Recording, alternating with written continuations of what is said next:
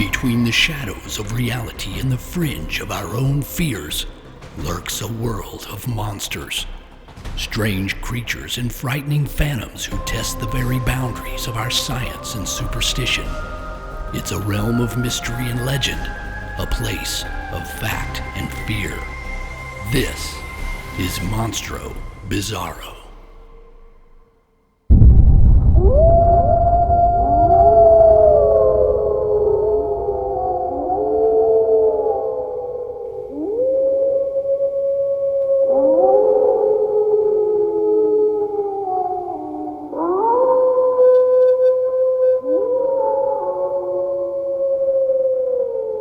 Werewolves. Do they exist? Some would say they do.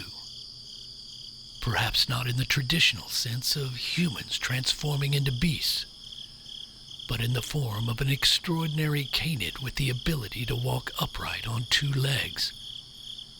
A huge, hairy abomination that prowls our forests and flatlands, staying elusive enough to remain unproven, but not completely beyond encounters with humankind.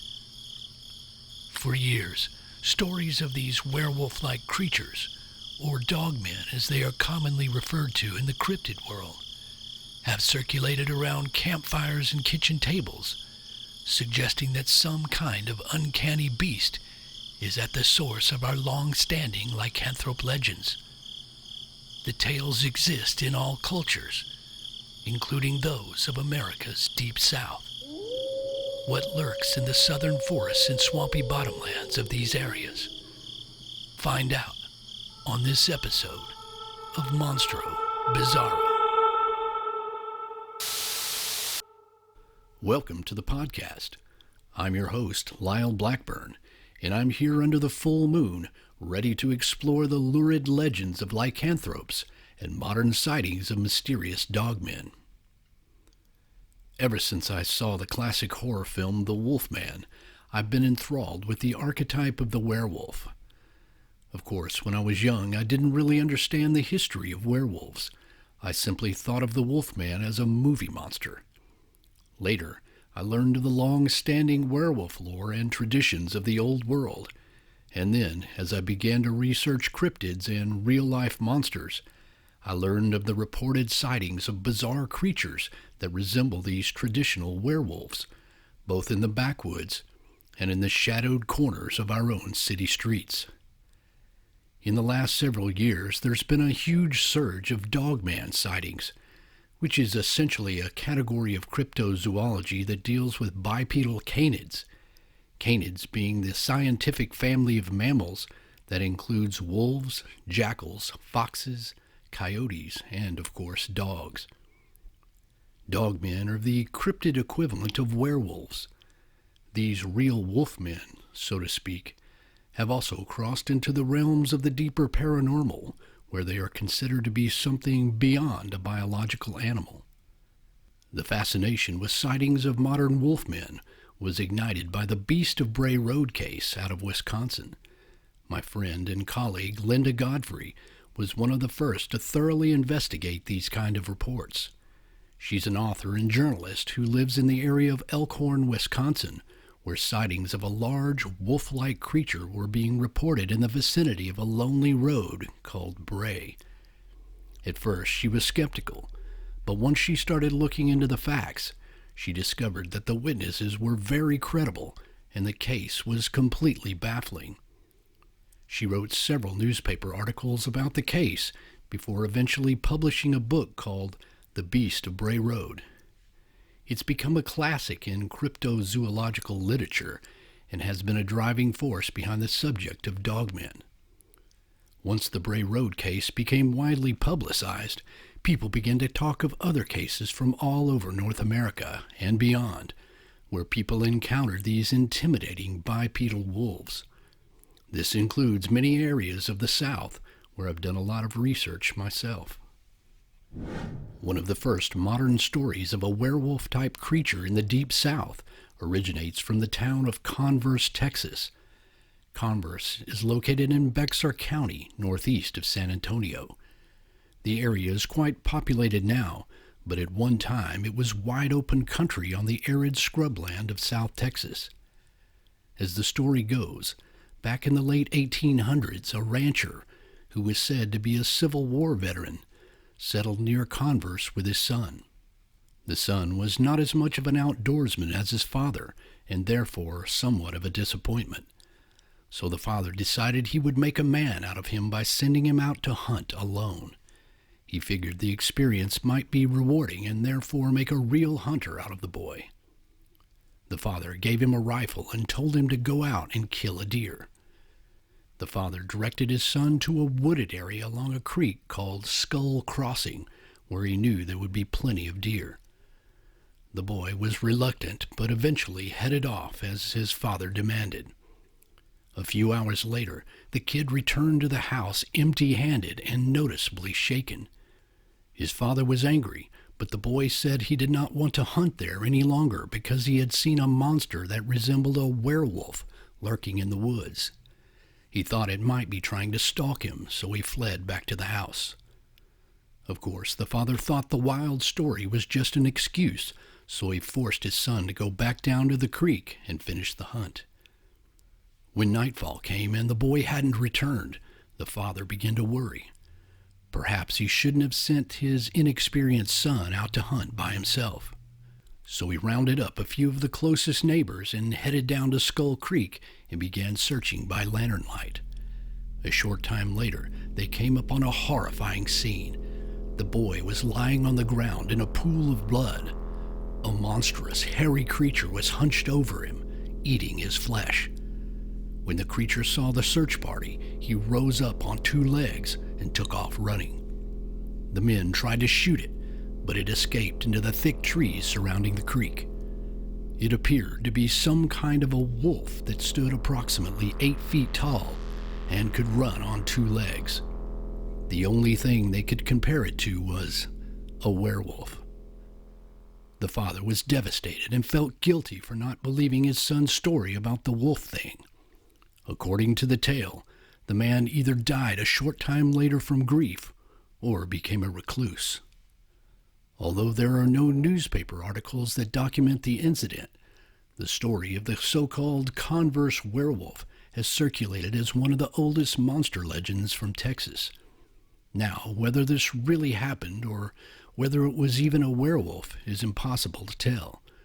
It does contain many aspects of traditional folklore, but at least the story establishes that there is a history of werewolf legends going back to at least the 1800s in the American South. This wide-open area of South Texas seems to be rife with monster lore, well beyond that of a werewolf. There's been Bigfoot sightings, chupacabra tales, and to the west along the Rio Grande River, there's been reports of giant thunderbirds. Not to mention the Marfa Lights, which is a long-running paranormal phenomenon involving sightings of unexplained lights near the West Texas town of Marfa. The Converse werewolf is the most ominous of these legends. It's a beast that seems willing and capable of killing and eating humans. Some researchers have suggested the Converse werewolf could have actually been a Sasquatch, but this creature seems too bloodthirsty, even for the most aggressive Sasquatch. And it just doesn't seem like the ranchers would confuse an ape-like creature with something that looked more like a wolf. Even back then, they could have been familiar with the archetype of a werewolf. Legends of these creatures have been carried over from Europe and then disseminated across the United States. A good example of that is the rougarou, a werewolf-like creature said to live in the swampy woodlands of Louisiana.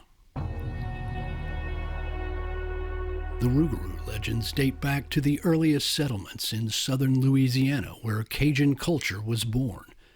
The French and French Canadians who settled that area told of a wolf-like creature that wandered the woods.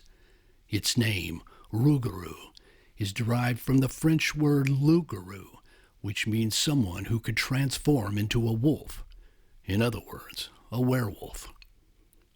The legends say there are several ways in which someone could be transformed into a rougarou. This could be a Catholic who didn't observe the tradition of Lent, or simply someone who has been cursed. Other stories suggest a person could intentionally become a rougarou by summoning some mysterious force. This aspect is similar to the skinwalker tales that originate from Native American cultures. Tales of the rougarou have become permanently woven into the culture of Louisiana, such that it's often hard to separate actual sightings with that of, quote, wives' tales or folklore. There's even an annual rougarou festival where people get together to celebrate the traditions and stories. It's not so much a conference where they talk about the creature in scientific or cryptozoological terms, but a big event with parades and costumes, and, of course, plenty of food and beer, sort of like a Mardi Gras for monsters. But either way, there's people who swear they've seen something roaming the Cajun swamps that looks a lot like a werewolf, and the swampy countryside could easily hide secrets. A young man from Rapides Parish said that in 1987 he was living in a mobile home park that backed up to a wooded area. There were various trails leading off into the woods, and a ditch where people had dumped junk like old washing machines and furniture. Beyond the ditch, further into the woods, was a small stream with hills on each side. The witness had spotted a metal folding table that someone had thrown back there, which he wanted to retrieve. One morning he made his way out there and approached the area of the woods where the stream was. There was a chain-link fence which ran from the ditch to the woods. He noticed that the fence at that location had been bent in on both sides for some reason. But that was good because he needed to get to the other side. As he was ducking under it, he heard the distinct sound of something sniffing. When he looked up, he was shocked to see a 7 to 8 foot tall, hairy creature standing on the other side of the creek. It stood upright on 2 legs and had a powerful build with muscular legs and paw-like feet. Its chest was massive with muscular arms and similar paw-like hands. Its head looked like that of a wolf with a snout and pointed ears, and it had red eyes. The only thing the witness could think of was werewolf. As the young man stood watching, frozen in horror, the thing stepped over a huge fallen log and began coming towards him. Its breathing was like a deep rumble. The witness immediately turned and fled, hoping the creature wasn't going to follow him. Fortunately, it did not, and the young man escaped without harm. He never returned to the dumping site and, in fact, moved out of the area a few months later. Usually these things are seen at night, but to see something like that in clear daylight is just as scary, perhaps even more scary because there's no mistake about what you're seeing. It's just standing there in full, shocking reality. Beyond the rougarou, there's plenty of other tales about werewolves and dogmen scattered all throughout the South. I've talked to several witnesses myself who claim to have seen them. Tex Wesson is one of those. Around 1982, he was walking on a road near his family's property in North Texas early one evening when something completely unexpected darted in front of him. I was coming home and I was hunting. I was walking down a white gravel road back to our place, and this thing come out of the brush on my left side, ran across the road in front of me about 20 or 30 feet away. This thing had to be 7.5 feet tall, and it was covered short, well, about 4 inches long, I guess. It's not really short hair, I guess, but it was black, hints of silver in it, just massive. Human-like legs, human-like arms and hands, and it's frozen in my mind that he turned his head and he growled at me in mid-stride. Dove over the fence and then went down to all fours, and then I saw the grass move about 10 yards and it was gone. It took my mom and my sister about 45 minutes to calm me down enough where I could tell them what happened after I made the long walk back. And it set me back for about 6 months. I didn't go out anywhere for about 6 months, go hunting or fishing or nothing. My good friend Mike Richburg, who does cryptid research in South Carolina, passed on a report from that area. A woman said that around 1982, she and her father had gone out to check on their chicken coop after hearing some commotion. As they approached, they saw an upright, wolf-like creature walk out of the coop holding a live chicken. When it saw them, it put the chicken in its mouth and ran off on all fours. The coop had screen doors on each end and were affixed in such a way that it would have been hard to get them open without using a hand or fingers. It was night, but the area was illuminated by a security light. They described the thing as being about 6 foot tall, with dark hair all over its body. The people were truly frightened by this thing, as you can well imagine. A few years ago, I interviewed a woman who recounted a chilling incident from Cumberland County, North Carolina, not far away. The woman, who was working as an animal control officer, told me that in April 2017 she was working late at their facility. It was located on an isolated dead-end street that backed up to some woods with several major creeks running through it. She was sitting in her truck with the window down, filling out some paperwork at around 2 a.m. when she heard a deep growl coming from the edge of the wood line.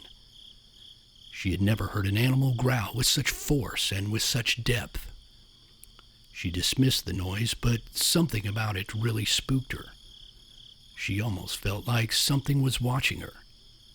Later, as she was smoking a cigarette outside the truck, she caught sight of a dark mass crossing the road. As she focused, she could see it was a large, wolf-like animal with black hair, pointed ears, and a pronounced muzzle. It had a long, sloping back and hunched dramatically at the shoulders as it walked on all fours. It was obviously an animal, but it did not appear natural. She said it moved with very quick, fluid motions. She watched the thing cross the road and disappear into an open field. She was stunned. As an animal control officer, she was familiar with every animal known to the Carolina woods. This was something she simply could not explain. The next day she looked along the road for tracks, but was too leery to go into the field where the creature had gone. She wasn't aware that people had reported Dogman sightings, but after seeing some reports and drawings on the internet, she felt that's exactly what she had seen. She said it's something that will haunt her forever. As an animal control officer, she would be very familiar with the local wildlife, so this seems like a pretty credible witness. It was dark, but she could see it well enough to know it wasn't a typical animal. Her description of the deep growl reminds me of an experience I had one night in a graveyard. Back when I was a senior in high school, my girlfriend's parents owned a cabin on a lake in East Texas. The area around the cabin was heavily wooded, with several old graveyards hidden back there. Sometimes we would drive out to the graveyards just for something to do and to hunt for ghosts. One night, we went to one of those graveyards well after dark. It was a fairly small one surrounded by an old chain-link fence. It was very overgrown and pretty spooky. But I was fearless, so I really didn't care. I remember we didn't have a flashlight, but the moon was shining brightly enough for us to see. There were no other sources of light. I parked my truck and we went into the gates to have a look around. For some reason, I went all the way to the far end of the graveyard, while my girlfriend stayed closer to the front. While I was looking at the name on the very last tombstone, I heard what sounded like something breathing on the other side of the metal fence in the shadow of the woods. I looked in that direction, thinking I'd see an animal. Shortly thereafter, whatever it was made a loud, growling grunt kind of sound. It was like a mix between a wolf growl and a snort of a hog, but it didn't really sound like either. And whatever it was, it sounded incredibly huge, and it was standing somewhere in those woods, just out of sight. The sound was very scary. I can remember it well, and I can only imagine what kind of creature would make such a noise. I remember I took off running, yelling at my girlfriend to get in the truck, quick. We jumped in and took off. It was the only time I've ever been scared enough to run out of the woods. I never saw the animal, so I can't say it was, but in thinking back, it does bring to mind Dogman. I've seen and heard plenty of hogs, and it definitely wasn't a hog. There really weren't any feral hogs living in that area way back then anyway. It could have been some sort of regular canid like a dog or wolf, but it just sounded so much deeper and larger. It was very unusual. Either way, that was a pretty frightening experience, so I can only imagine the shock if one were to come face to face with something like a Dogman. I have another report in my files, this time from Mississippi. A woman told me that back around 1990, she was driving to her family's home near Akona late one night when this thing stood up on the side of the road.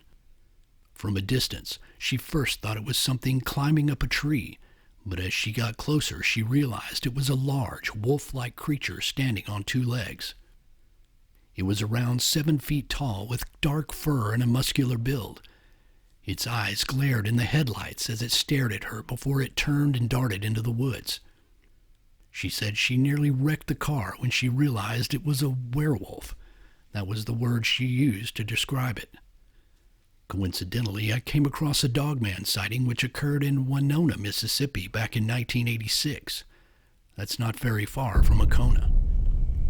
The witness in this case also described the thing as a werewolf which stood at least 7 feet tall. It had a muscular build with legs that bent backwards like a dog. Its fur was partly covered in mud as it moved around their car while they were stopped at an old gravel road. A man from Alabama said he was fishing on a lonely stretch of the Alabama River near Selma one afternoon when a canine creature standing nearly 7 feet tall rushed out of the brush and started toward him in the water. It was running on its hind legs in sort of a hunched-over fashion. The witness, Carrie, said the thing was covered in dark, reddish-brown fur that thinned out at the chest. It had a long snout, pointed ears, and horrible-looking teeth. Carrie started the motor of his boat and sped away, wondering what the hell he had just seen. Up in Oklahoma, near Atoka, along Muddy Boggy Creek, a place that I've been several times, 2 men claimed to have seen an animal that resembled a werewolf.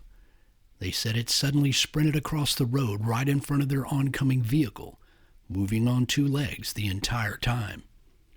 When it reached the other side, it dropped to all 4s and disappeared into the woods. So, as you can see, dogmen have been reported in many of the southern states. The phenomenon is often associated with Michigan, Wisconsin, and Pennsylvania, but there's no lack of stories from the South. There's another classic southern werewolf case that made big headlines in the little town of Vidor, Texas, back in 1978. Vidor is located in Orange County, way down on the Gulf Coast east of Houston. The news reported as follows. On June 19, 1978, 20-year-old Bobby Bussinger tried to confront what Vidor residents were calling a werewolf. By the light of the full moon, he took his 12-gauge shotgun and walked to the back edge of his lot, where he came face-to-face with a 6-foot beast with shaggy hair and a muscular body. It didn't appear to be scared of the gun as it advanced towards him. Bobby panicked and fired once before running back to his house and placing a call to the local sheriff.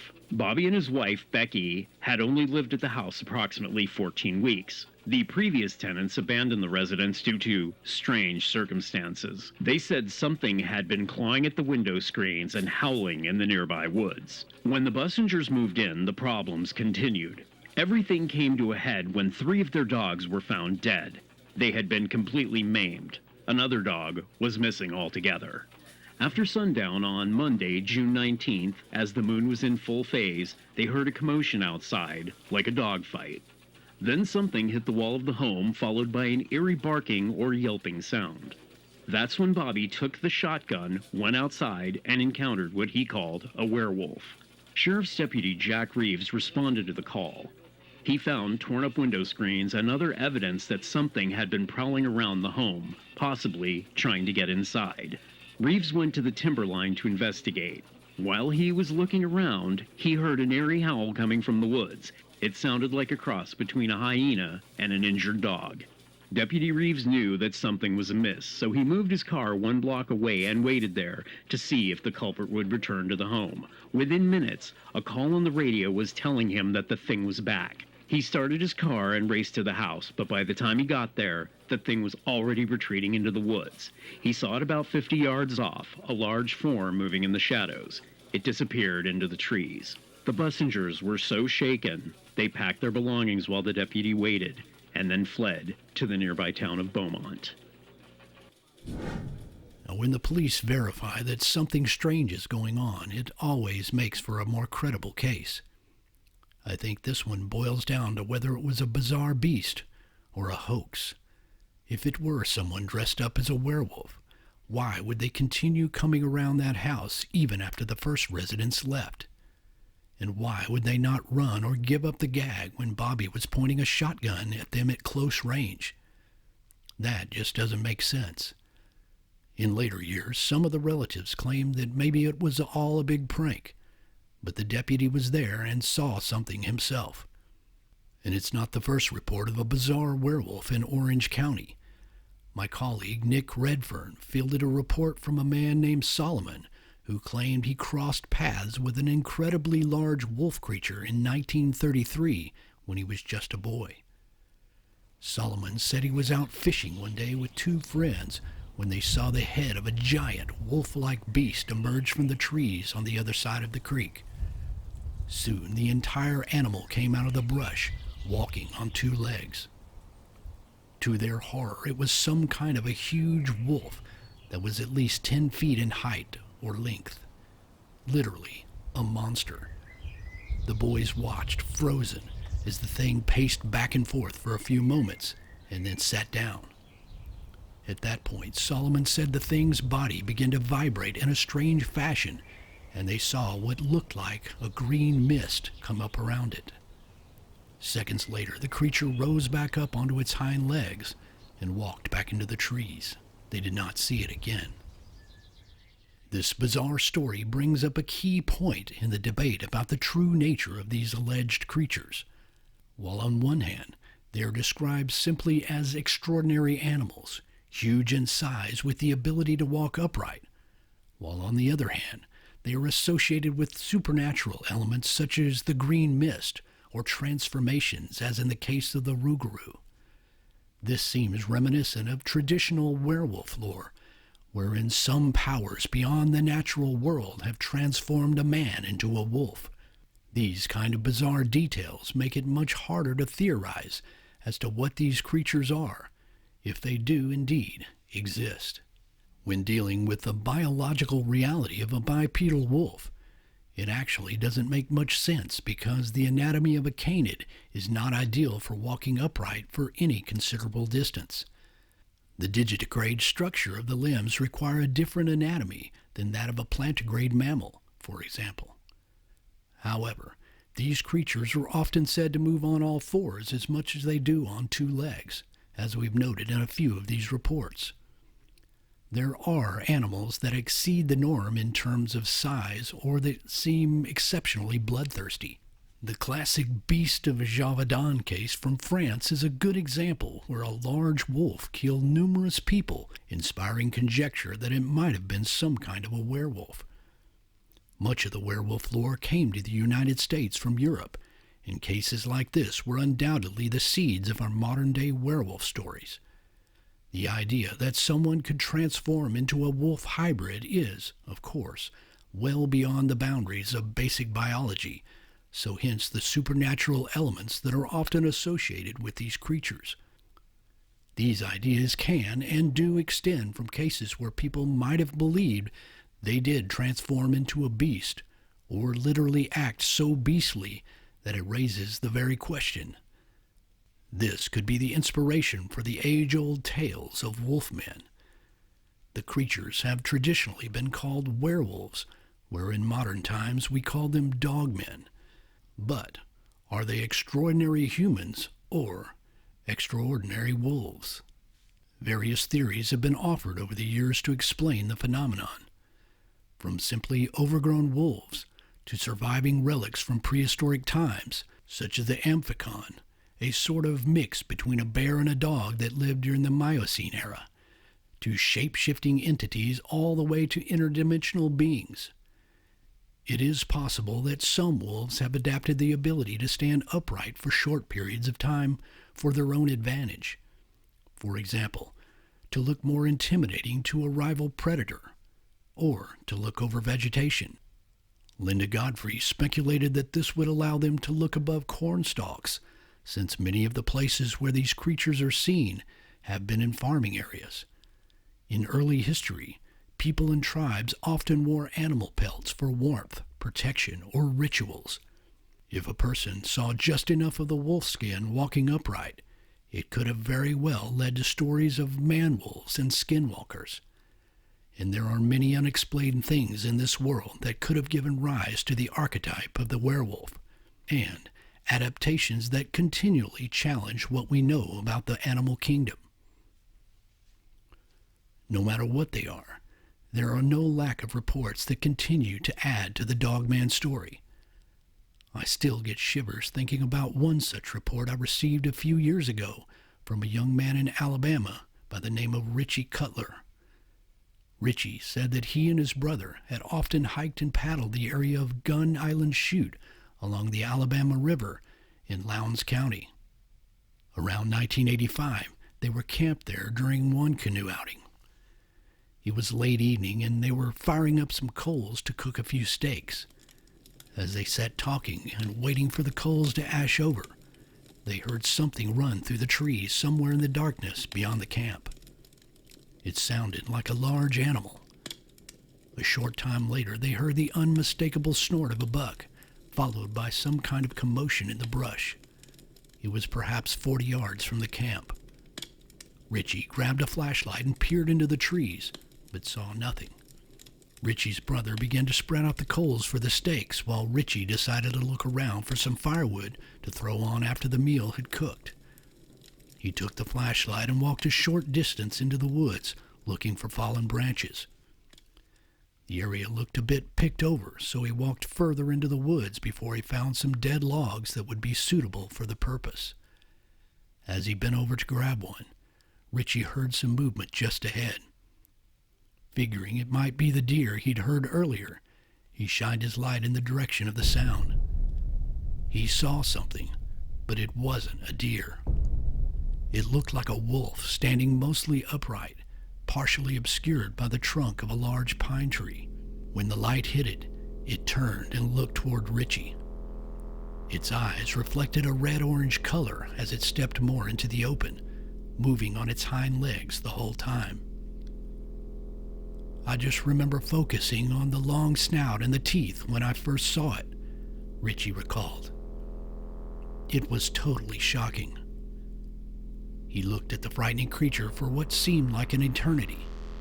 He could see fresh, red blood on its lower jaw and its chest. Richie said he didn't know whether to scream, run, or just stay still.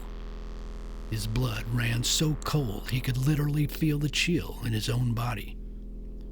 After a few moments, the beast simply stepped back, dropped to all fours, and bounded out of sight. Richie immediately turned and ran back to camp, yelling for his brother. Needless to say, they left and never returned. That sound means it's time to send the Dogman out to fetch the mail. This is where I answer your most inquisitive questions. I've got one here from Kendall Fontenot. He asks, have you ever heard of or noticed an increase in Bigfoot sightings either just before or immediately after a hurricane? Well, that's a good question, and certainly if these creatures exist, then they would be uprooted during one of these weather events, just like any other animals or humans for that matter. This would conceivably result in more sightings. Now, I haven't personally received a flood of reports following a hurricane, and certainly we've had them here in Texas where I live, and in places like Louisiana and Florida where Bigfoots are said to live. But that doesn't mean there hasn't been an increase. The problem is mainly that there's no centralized location where all these reports come in. So, there's so many outlets across the internet to report such things, along with newspapers and other individual researchers, that even if there is an increase in these sightings, these could get reported in numerous places. I'm just one of these outlets among many. That makes it hard to tell if there's an uptick per se, unless, for example, I was to focus on that trend and start looking into the dates of the various sightings I could find, and then try to correlate those with the various weather events such as hurricanes. The other problem, I think, is that during such destructive weather events, people are more focused on saving themselves and their property, that they may not notice what is going on in the wooded areas surrounding them. So if Bigfoots are moving around seeking higher ground, there's so much other chaos going on that people are less likely to pay attention to that and, even report it. But yes, I think that if these creatures do exist, then they would certainly be affected by hurricanes and have to move around for higher ground, whether that results in more sighting reports or not. Eric from Spring Hill, Tennessee, sent a question about the Lake Worth Monster episode. He asks, were the footprints of the Lake Worth Monster reported as being typical Bigfoot prints with 5 toes, or something more unusual like the 3-toed Boggy Creek prints? Now, this is a reference to the famous Legend of Boggy Creek case involving the Fouke monster in southern Arkansas, where the creature was said to have a 3-toed foot. The Lake Worth monster tracks were generally described as being large and, quote, ape-like, and that leads me to believe they had 5 toes, though in many cases that wasn't specified exactly. To my knowledge, there were no photos taken of the tracks that were found back in 1969, so I can only go by the vague descriptions documented in Sally Ann Clark's Lake Worth Monster book or in the various newspaper articles. I think if there had been 3-toed tracks, that would have been noted. It would have been quite unusual and something that they would have included in those details. But since they were described as looking like those of a large human or ape, or just said to be monstrous, I think they had 5 toes, or in some cases were probably just huge imprints that may not have shown any clear toe definition. Back in 1969, people didn't carry around cameras like we do now, and probably didn't think to document these monster cases very carefully. So unfortunately, we just don't have any detailed descriptions or photos of those various tracks. But in my opinion, judging from the descriptions that we have and the descriptions of the creature, which was said to be something of a white Bigfoot, I will assume that the foot had 5 toes because it doesn't specify otherwise. If you have a question, send it to me via the contact page on my website, lyleblackburn.com.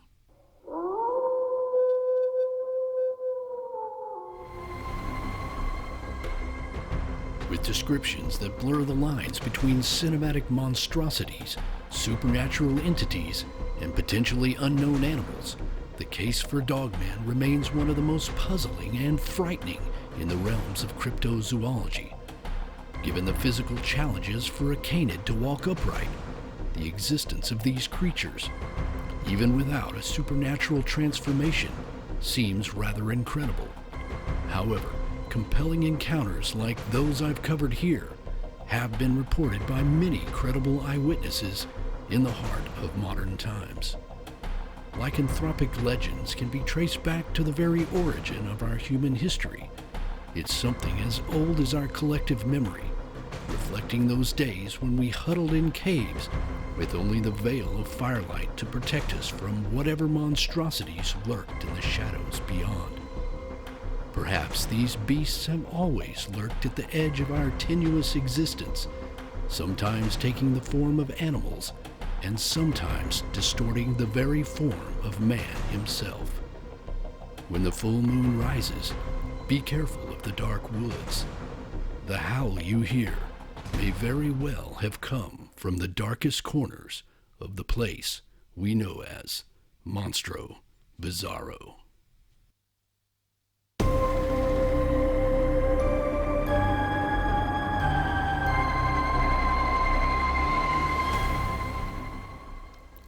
This podcast is brought to you in part by Cryptid Headquarters, a collaborative effort of authors, artists, and cryptid enthusiasts from Southwest Virginia who seek to share information, ideas, and the awareness of anomalous creatures.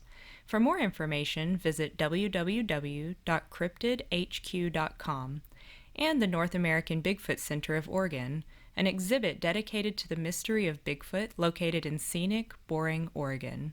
Find out more information at NorthAmericanBigfootCenter.com. For more information about my books, music, and research, please visit LyleBlackburn.com.